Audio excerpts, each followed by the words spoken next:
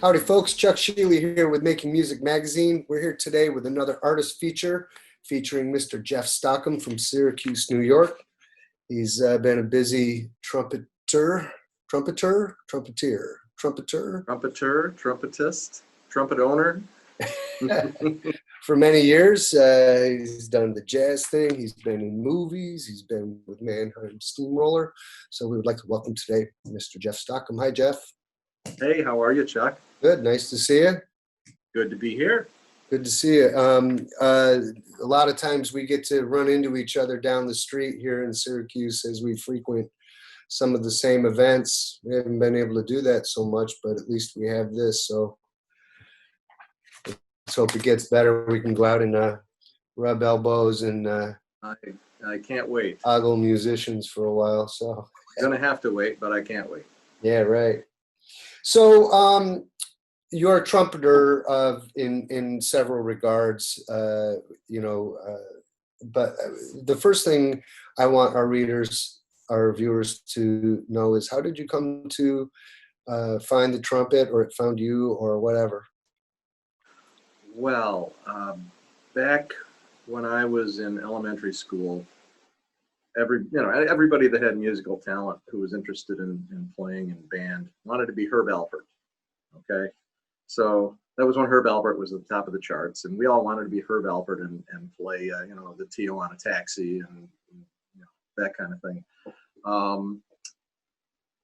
That kind of got stymied for a while. Well, not stymied, but I took a detour because I'd had piano lessons and had a good ear and could read music. My fourth grade band director put me on French horn, and that was my sole instrument until probably my senior year of high school. I was a French horn player, and that was my career path. That's where I was headed, was to be an orchestral French horn player.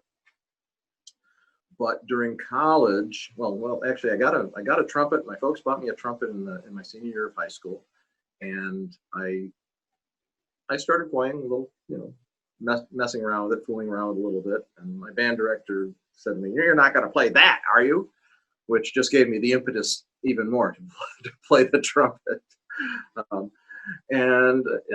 trumpet provided an outlet for me that I didn't get with French horn. While I had been playing jazz on the French horn in jazz bands since I was a freshman in high school, I didn't have a pop music, commercial music outlet at all. And during my high school years, we were listening to the Woody Herman Thundering Herd, and to the Buddy Rich Big Band, and Stan Kenton, and to Maynard Ferguson especially. He was God for all of us young jazz musicians. Maynard was it. His band was great, and we listened. Actually, that's the title of one of the great tunes that are recorded. And we listened, and we did. And I wanted to do some of that. My epiphany was in my freshman year of high school. That same band director, who really was a great band director, Quayle Andrews at Rockport, he brought in the Louis Bellson Explosion big band, and it had all the throughway beboppers. We had had Don Menza and Joe Romano, and I think it had Rosalino.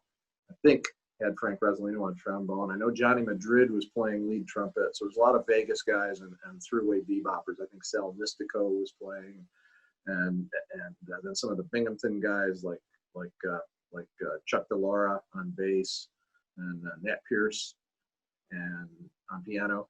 And that band roared, and I was sat back in my seat. I was recording it on a little cassette recording. I was like blown back in my seat, and I said, I want to do that. Okay, and that really started getting the sound of like big band jazz and great jazz soloists in my ear.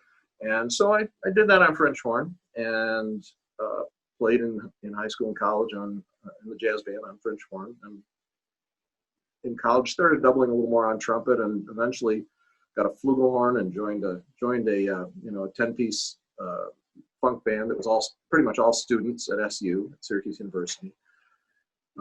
And that gradually morphed into playing more and more jazz trumpet and commercial trumpet, big band trumpet.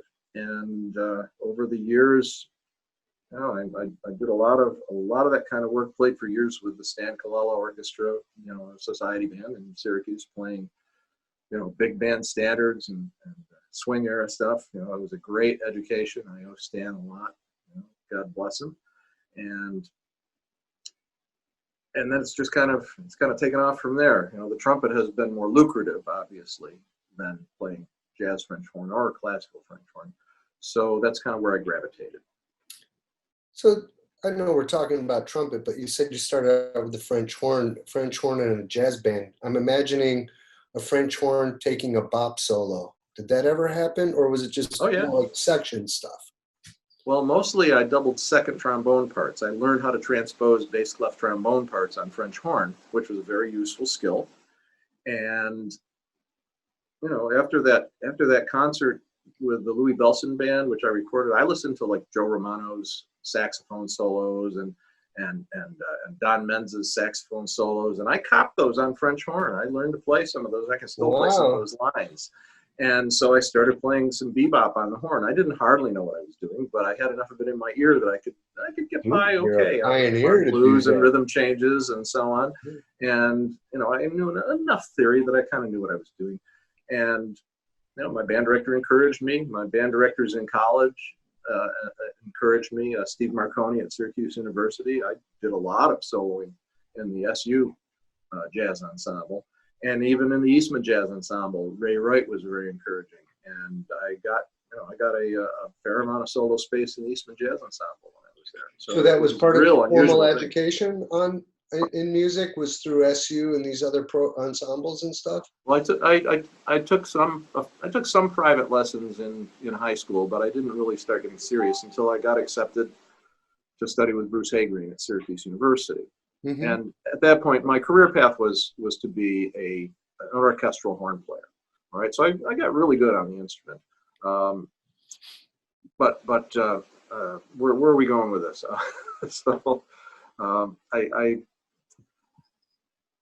I took some auditions. I decided it didn't really blow my skirt up, as it were, playing orchestral horn, because the guys that were getting the jobs, they had blinkers on and they saw the repertoire.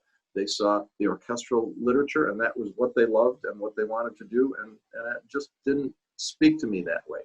So, I gravitated more toward jazz and bebop, and I've done a lot of bebop playing, even with some of the groups that I've toured with in latter years, like Thelonious Monk Jr.'s big band, George Grunt's concert jazz band. I was primarily French horn in those, although I doubled on trumpet in both. Mm-hmm. And I got some nice solo space in both of those groups, playing bebop French horn. And there is actually a small but deep tradition of bebop jazz French horn playing and French horn players, coming up through the 1930s. I'm going to have to check that out. Yeah, that's something. Which we can get to. I lost your sound there. You lost my sound? And you froze. There you go. How about now? Are we in? You're. I can hear you, but you're not aligned with the video. Okay. Paula, does it matter? No, not really. As long as I can hear you now. Okay. Okay, great. So,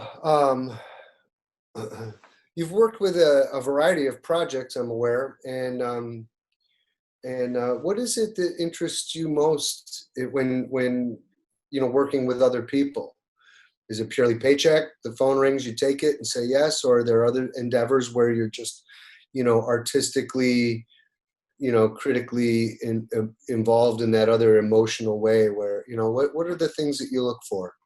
Well, it runs the gamut, actually. I mean, some jobs you take because the pay is good. They may not be particularly musically rewarding, although they may, and it puts food on the table.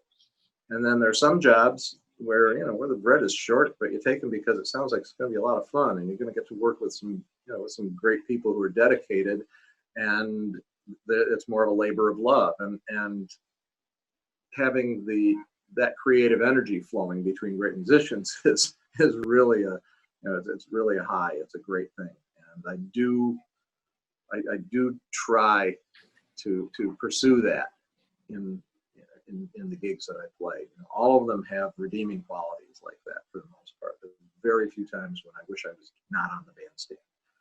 I probably can count them on one hand.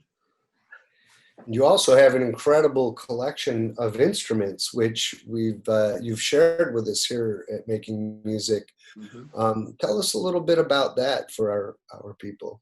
And by the way, Well, people, you can find elsewhere on our website video and a story about Jeff and his Civil War instruments, which is a big part of you.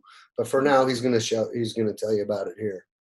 Okay, well, I never intended to be a collector, but back when I was at Eastman in the early '80s, I started teaching at SUNY Geneseo, teaching French horn, as an adjunct. And on the way down through Avon and so on, I would stop at all the antique shops and antique barns and so on. Back in the day, there were a lot of them, and every once in a while, one of them would have an interesting instrument. And the first collectible instrument I ever bought was a 1906 Conqueror cornet with case and complete kit. I still have it. It's got all of the alternate tuning slides and the extra mouthpieces and the grease tin and the tuning rod, and, the whole 9 yards. It's even got a World War I soldier's songbook that was issued to the troops in World War I. So I don't know if this guy played in a service band in World War I, but he definitely played those tunes for the troops. So, and then, I kept finding these interesting old horns. I didn't know much about them, but I'd glom onto them because they were cool, and they were different. They played differently. Over the years, I've amassed quite a fairly large collection. Anyway, I don't know, it hovers between 200 and 300 at any given time. Wow. Somewhere in the middle there. And I started finding instruments that went back as far as the mid 1800s Civil War period instruments, which were rather different from modern horns in a number of respects. And got interested in that. Found a book on the topic, contacted the author, who's since become a buddy of mine, Mark Elrod, and he knew what I had, these old instruments that I was finding. He knew what I had, and he hit me to exactly what they were and what time period they were from, and told me about the makers, and then in 2000, I'd amassed a lot of these antique horns and vintage trumpets and various other strange instruments, and I did a lecture at Syracuse University at the SU Brass Ensemble Festival in 2000. Okay, we had SU Brass had several of those over the years, and at the end of going through this array of instruments, ranging from a cow horn, shofar type instrument, all the way up to modern trumpets, my brass quintet plus a couple of drummers did a demonstration of Civil War period instruments, playing Civil War period repertoire from the American Brass Band Journal. And it went over so well with the audience and with the quintet that we said, why don't we do this? Why don't we do this more? So I formed a Civil War band, the Excelsior Cornet Band, and my buddy Mark Elrod gave me a pile of music, became my consultant as far as uniforms and gear and so on and so forth, and we've been doing that for 20 years now. Wow. So do you have any of those? kind of digressed. Do you have any of those instruments within reach? As a matter of fact, I did bring out. This is the instrument that I primarily play with my band and with the Federal City Brass Band, and it is it's an E-flat soprano cornet by Hall and Quinby of Boston, and it was made in 1865 or 1866. And it's a lovely instrument. It plays as well as any E-flat cornet or trumpet that I've ever played. It's what I use on on all of the Civil War music that I play.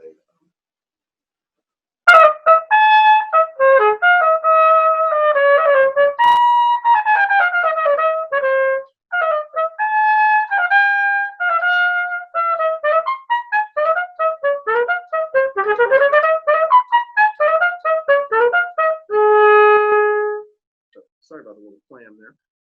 Not easy to play that high. So, anyways, that's typical of the Civil War period brass. Some of them have bells that go over the shoulder instead of forward, and some of them have upright bells. So that was all typical for the period. Mm-hmm. But that's the kind of stuff that I play with the So in Civil War. the Civil War stuff, you wound up in a movie called Lincoln as Never heard of it. you wound up as the presidential band in that scene where he's ready to make his speech, I believe. Yes.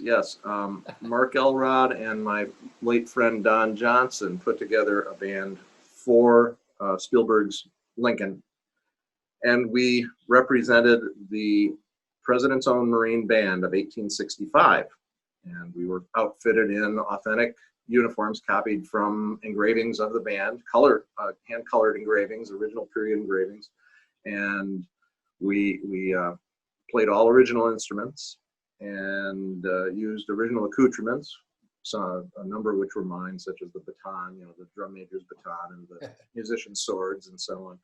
And the sound recordists recorded our actual sound on the outdoor set and used it in the movie. So we actually had the actual sound of the Civil War. That's how concerned with authenticity Mr. Spielberg is. You may recall that he actually recorded Lincoln's actual pocket watch for a scene in the movie where Lincoln stares at his pocket watch at his desk and it's ticking. Is that right? It's the actual sound of Lincoln's pocket watch that is in the Smithsonian. They were allowed to wind it, put it in a little box, and record the sound. And he did that with a lot of things. He had so many authentic sounds of the period. He wouldn't settle for less. He wouldn't settle for half measures. He wouldn't take shortcuts. Wow, really cool. That means you're authentic. That's right. Yeah, right. How's it feel to be authentic anyway? I'm authentic something. So, what's on your mind for the benefit of our viewers here as you're getting into your practice routine? Are there things that you think of in the way of disciplines or whatever to make your time practicing and rehearsing more complete, more thorough, and more fruitful? Okay, well, I'm going to be brutally honest right now. Since the COVID-19 outbreak in March, I've had 4 gigs, maybe 5 at this point. And so I haven't had a lot of reason to put the horn on my face. I haven't spent a lot of time practicing. So this is going to be a qualified answer. I do, when I am practicing and preparing for gigs, I do spend a lot of time just working on basics, because basics are what make everything else happen. So I warm up playing long tones, lip slurs, first page of Clark Technical Studies, and then take a little break. Once I feel warmed up, I feel like my chops are in working order, then I'll dive into whatever it is that I'm scheduled to play within the next few weeks, as long as I have the charts in front of me. That's pretty much what I'll practice. It may be some of the new Civil War music. It may be some jazz tunes I need to learn. It may be a musical show, a book for a musical. It may be an orchestral part. Occasionally I blow the dust out of my C trumpet and play in a community orchestra or regional orchestra, or French horn for that matter. I may be playing a pops concert now and then. I've done last Christmas season. I did a couple of contracted a couple of Mannheim Steamroller shows. So I had to shed, you have to woodshed that kind of stuff. What's it like when you show up to that gig? What's it? I've never been on a gig like that, quite like that before. I mean, do you rehearse, or do you walk in with the parts ready to go and they just throw you up there? Or how does that work? Generally, there's 2 to 4 hours of rehearsal prior to show. We'll rehearse in the early afternoon and then do like a 7 p.m. or an 8 p.m. show. You're expected to have looked at the charts beforehand, so you know what's going Certainly. down. On some of them, we're actually sent sound files with a click track so that we can play along while we practice. And then the music director, you know, we have our assigned seating. Everything is mic'd. Music is on the stand. We sit down with our instruments and our mutes, and the music director will give us a quick rundown of each tune, and then count us off, and we rehearse. We play through it, and sometimes we get one full read through. Sometimes we just get a talk through of part of it. But you know, we're expected to be able to play it. And that's why we get hired. So it's cool music. I'd imagine it's a lot of fun to play too. It can be, yeah, it can be. Sometimes it's loud. Sometimes it's repetitive. Sometimes it's a lot of just, loud blowing or long blowing. Sometimes it's a lot of counting, and don't lose count of the rests, okay? Because you've got to come in what you're supposed to. The counting is sometimes the most difficult part of the chart. Mm-hmm. So, that's the experience. Then you're on stage 5 minutes before the hit, and conductor, boom, downbeat, read it straight through, go to intermission, come back on, read it straight down, and you're done. And that's the gig. So when you're on a big old gig like that, or even just your basic B flat jazz gig downtown, do you go through a certain routine? Kind of the opposite question from practicing. When you're getting ready to go to the gig, do you find yourself in a certain routine, getting ready to mojo up for the well, fight? Yeah, I get into a zone kind of. First of all, I have to allow plenty of time for setup. Depending on whether it's my group or whether it's someone else's group, I need to know what equipment I use. Like for the rip chords and for some of my single, my quartet jobs, I've got a small rolly suitcase that's filled with gear, pedal board and wireless or clip-on mics and all sorts of ancillary gear and cords and music stand lights and so on and so forth. And it takes a whole bag of tricks. The deal. And it's no different for me than it would be for you. Setting up for a guitar gig, and it just takes time and focus. A little bit of time, a lot of focus. Get it done. Relax for a little while, and then the downbeat. And of course, before I come to the gig, I'll do a bit of warm up so that my chops are buzzing and ready to go. And if I have a little time before, in the 15 minutes before we hit, I'll also do a bit of warm up, but not too much, just enough to get everything working. Yeah, cool. Thanks. And then away we go. I know you wanted to ask me about my go-to equipment. Lately, my go-to trumpet for most of my work, which is commercial work and jazz work, has been this. It's a 1975 or 76 Getzen Severance and Eternal large bore trumpet. Really nice instrument, really beautifully playing instrument. It's got a nice sound, and it speaks easily. It's an open blow, and it plays pretty good in tune. I don't have to fight with it much, and it doesn't fight with me too much. And it seems to work very well for other like jazz jobs, big band work.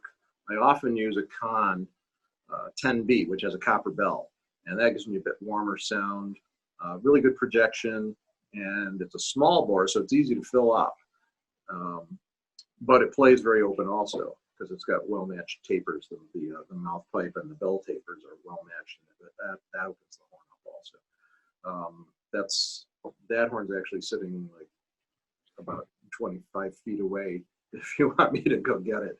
No, let's hear the one you have there. Let's hear that, baby. Okay. All right, let's see here.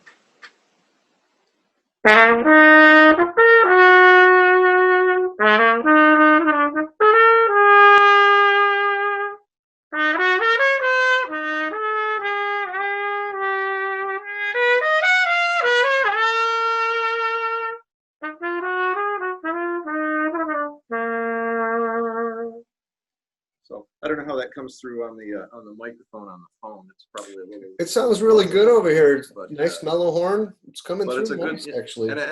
and it's got enough edge so that if I need to make it cut, I'll put a smaller mouthpiece in it, you know, for like lead and everything. But you know,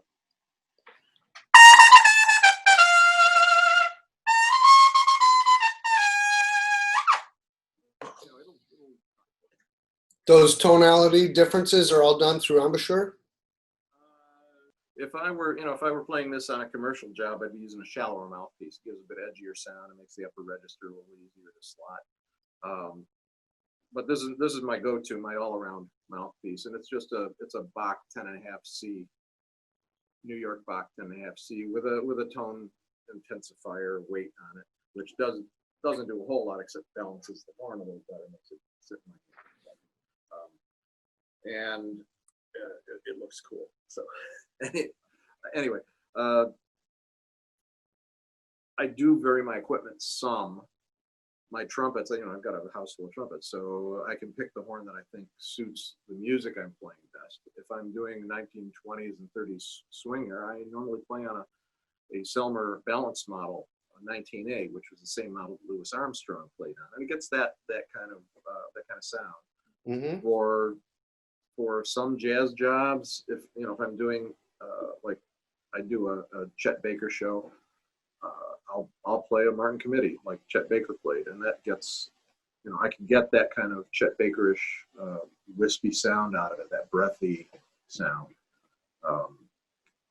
You know, he had kind of a small, breathy, you know, warm, intimate sound, and it helps to have the similar horn. And there's other stuff I do. I do one show where I play a dozen different trumpets and 2 or 3 flugelhorns and 2 or 3 cornets, and I play music of the guys that use that actual model of horn, like, you know, a copper bell con for Bunny Berrigan, and a Selmer for Harry James and Louis Armstrong, and Martin Committee for Miles Davis, and Chet Baker, an old Clark Terry flugelhorn for Clark Terry. This is actually my favorite flugelhorn in the world. It's a Clark Terry model, and quite a rare instrument and a beautiful playing instrument.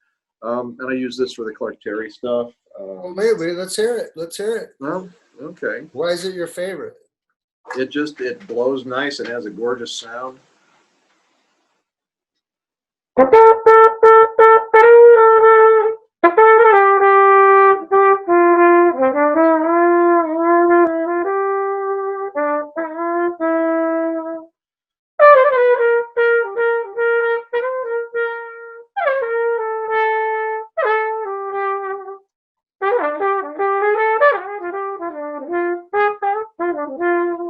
So you know, I also get a feel, you know, when I'm playing on the same horn as someone I'm trying to say to emulate.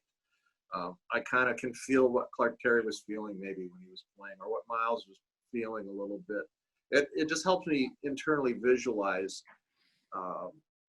the aural, you know, the sound of that player and what I want to come out of the end of the horn. It helps with my concept, I guess, my sound concept. Yeah, I know exactly what you mean. The same thing happens with guitars as you pick up Right. kinds. You can see what Jimmy was thinking about when he had that set up in that guitar and so on. Yes, it's exactly the same thing. Yeah, yeah. And it's a cool thing to be able to do that. It's kind of like trying on their shoes for a minute, you know. You're just like, okay, yeah, okay. Yeah, because I know I played the first guy to discover this sound, you know.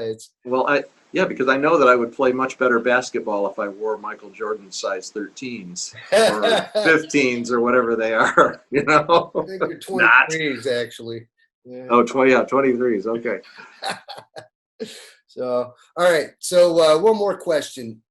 Sure. And for the benefit of our people who watch and learn, leave them with one tip, one great musical tip that helps everybody save time on being a happier, better, more active musician.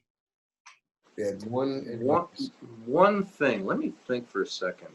Probably in that vein, the most important thing that I ever learned was that the perfect gig has never been done. Don't expect yourself to be perfect, and don't put the pressure on yourself to be perfect. Okay? Mistakes will always exist, but your goal is to play music. Your goal is to make that guy in the audience out there glad that he paid his $20 to hear you play. Okay? So always play music. Always try to get as much music out of the instrument as you can, and that doesn't mean technique. That means putting your soul through the instrument. Right, right. Well, very good. Thank you very much, Jeff. Appreciate you coming down here and through the Zoom and hanging out with us guys. It's always good to see you. Yeah, I even brought some other horns I even brought some other horns we didn't even get to here. Well, what do you got? What do you got? Well, let's see. Sure. I think one of the questions you sent me was, who were influences when I play on various instruments. Well, like I brought, this is a King flugelbone, and it's basically a valve trombone shaped like a flugelhorn. But when I play, valve trombone, and I also have a bass trumpet and long model valve trombone, I'm emulating, some of the trombone players, and especially valve trombonists that I liked, like Rob McConnell and Bobby Brookmeyer. It's a completely different instrument. Just like flugelhorn is a completely different instrument from trumpet, you approach it differently. But I love playing this horn. Let me think, what should I play here?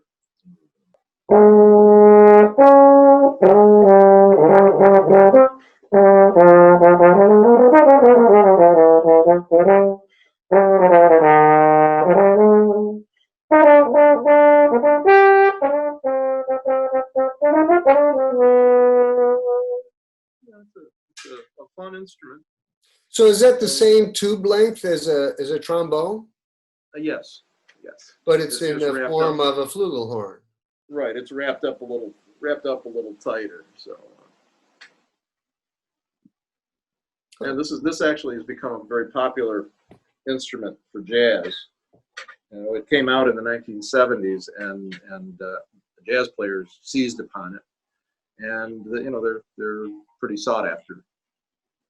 It's a nice one. And then, of course, I brought this beast. This is the French horn that I use mostly for jazz. It's a single B flat, 5-valve, and it's a lovely sounding instrument, and it's really my go-to horn for jazz. Let's see, what do I want to play on it?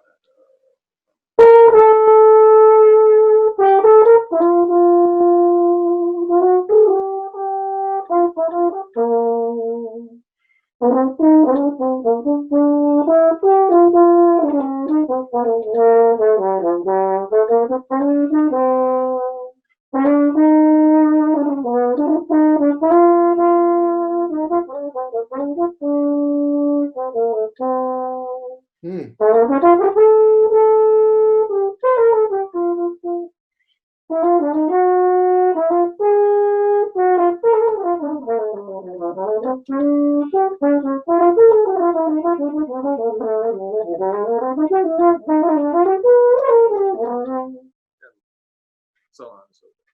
So this is my baby for. That's a beautiful sound. Yeah, it's a very rare instrument. Also, Olds only made.